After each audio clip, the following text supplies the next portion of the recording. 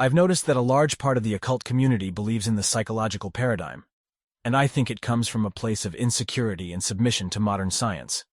It seems like the same kind of narrow-minded conclusion that atheists come to when they were raised really religious.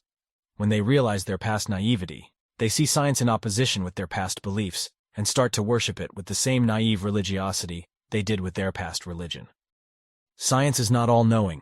The point of science is not to be all-knowing. It's a constant discovery and testing of current theories, and applying and accepting current theories as long as they seem to be replicable and useful in technology, for example. But just because something is replicable and useful doesn't mean it has the correct explanation. Or even if it's a correct explanation, it doesn't mean it's the full picture, and nothing outside of it exists. It's like you are in a dark room with another person, and you both try to discover the objects in this room. The other person is the scientist in this example. Let's say the scientist finds a chair. He measures it, he has some understanding of how chairs work. He makes tests with it, he collects data on it. He has a useful theory on the chair. It doesn't mean he knows everything there is to know about chairs. Also, if you go around in the room and find a table, just because the scientist's current theory of the room doesn't include tables, doesn't mean tables don't exist.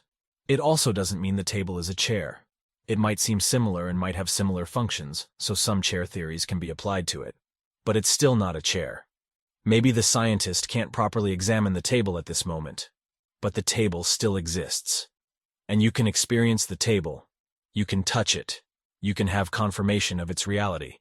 If you experience the table and it seems different than a chair, what's the more likely explanation? It's just another chair, or it's something different. Just because we have a current understanding of a part of the perceivable world, it doesn't mean anything else we experience has to be aligned to this current understanding. I will be honest, when people who are not familiar with the occult ask me about the occult, I will present the psychological paradigm to them too. It's not because it's what I actually believe in, it's just because that's the most acceptable explanation for normies, so they won't look down on me. To be honest, I'm not even telling most people about my occult interests for the same reason. But when I do, it's rare that I present the spiritual paradigm to them, simply because it's not likely I will have the time and the attention from them to explain to them the complexity of it and show that it's not just this childish, naive religious belief. But back to the main subject of this video. When people in the occult community actually believe in the psychological paradigm, it always feels a little bit wrong to me. I don't mean wrong in a moral sense, I mean in a logical sense. It's like you are in it for the reality of these things, or you are not really in it. If you don't even believe any of this stuff is real, then what's the point? I get it. It can be a fun activity and a useful tool for psychological development. But there are easier ways to achieve these things. I mean, for the fun part of it, you can be just a LARPer. And in that way, you can use any magical system from any fantasy. And for the psychological part of it, it might be a quicker path to just study actual psychology or go to therapy.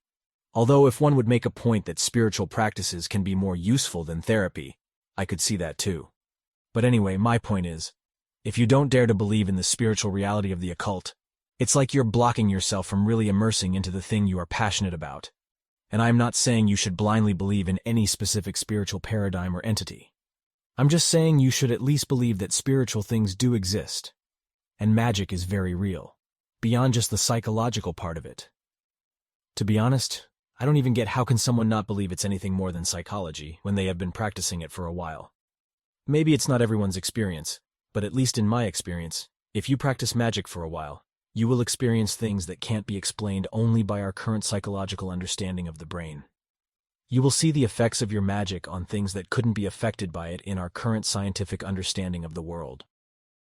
I have my struggles with the effectiveness of magic, especially in certain areas. I even had my struggles with belief.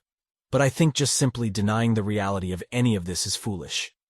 If you try to be as objective and honest with yourself as possible, the most logical paradigm is that the world is large, mysterious, and largely unexplainable. And science is just this very useful tool we have that applies to certain parts of the world. But it doesn't have the final answers, and it definitely can't explain everything that you experience in your life. I think we have to trust our personal experience. Again, I'm not saying to trust it blindly and believe everything we see or feel. Obviously, we shouldn't be dumb about it. But I think we have to try to look at all our life experience as its own thing, not as a servant of modern science. Our experience it is something. Science can be applied to some of it, but our personal experience is the closest data from reality we have, not science.